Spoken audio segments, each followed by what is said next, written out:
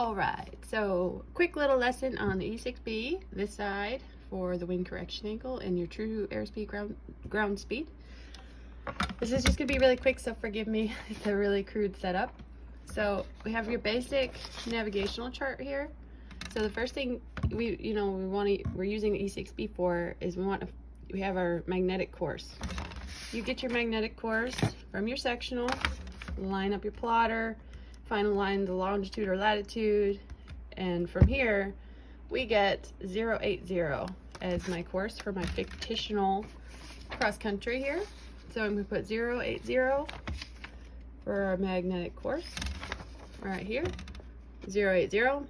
So next thing we're going to do, I found our winds aloft, so you're going to use your winds aloft. I just made up an example, 200 at 10. So right now with that winds aloft, I can already tell we're going to have a positive wind correction angle, which means we're going to have to crab into the wind, because if this is 080 out here on this line and the wind is blowing from this direction from 200, if we don't crab into the wind, it's going to push us off our course. So you can already tell it's going to be a positive. We're going to have to turn, our end course is going to be more along the lines of like in the 90s, 09 something. That's just a little trick. But so, all right, so now we have our magnetic course and we have our winds aloft. Those are the first two key components for your E6B. And now the instructions are all at the top, which I'm sure you know, but they are kind of confusing if you don't really know how to use it right away. The first thing I do is I always put that center dot on 100. Now you can choose any number to put it on, but 100 makes it really easy. Like, it just makes it as a really easy starting point. So 100, if we go by the direction, it says set wind direction under true index. So true index is up at the top. So we're gonna put our winds up at the top. We're gonna put our winds in. So we're gonna go to 200. So our wind is 200 at 10.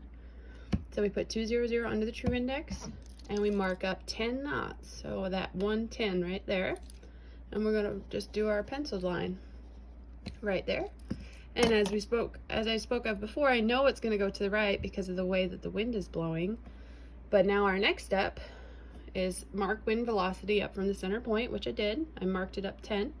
And then 3, slide your true course under true index. So true index, now we're gonna put our true course that we found earlier, our 080, right here, 080 up at the top under true index. And now we have our wind correction angle right here. Now each of these lines is 2 degrees, and if we go to the right, we're adding. If we go to the left, we're taking away. Kind of like a scale. Like if you're going up a sliding scale, you're going higher. If you're going down, you're going lower. So if these are 2 degrees, 2, 4, 6. And it's kind of in between, but we're going to round it up to 6. So our wind correction angle is 6 degrees. So we go back to our navigational log. Excuse me. And our true course, right here, our wind correction angle is +6, and we add that to 080, gives us 086. So then you can find the rest of the information just like usual. So you get your variation line, your true heading from your variation line, which is on your sectional. So I have 6 degrees west right here, so I would add another 6 degrees because I have 6 degrees west, and that's going to give us 92. And then your magnetic heading is just from the compass card in your airplane, which changes for each airplane. It's usually only 1 to 2 degrees, so we'll just say 1 plus 1. So our final course heading is going to be 93. Which makes sense. If you back it up and visualize it, there's your 080 route. And if the wind is coming from this direction, pushing you this way towards the north, you're going to have to crab into the wind, which makes sense. So we're at 080 and we're going to crab into the wind about 13 degrees to combat the wind pushing us off course. So quick and easy, less than 5 minutes to do the wind correction angle. Oh, and let me do the ground speed. So now you've left this the same way. You have your wind correction angle here. All you do for ground speed is you slide your mark right there, our mark that we made, you slide that to your true airspeed. And your true airspeed you find in your POH when you compute it using your pressure, altitude, and your temperature. And it's from your POH. It's from a figure in your POH, specific to each plane. So we'll say in the Piper Arrows that I fly, I'll say my true airspeed is going to be 120. So I'm going to slide my mark up to 120.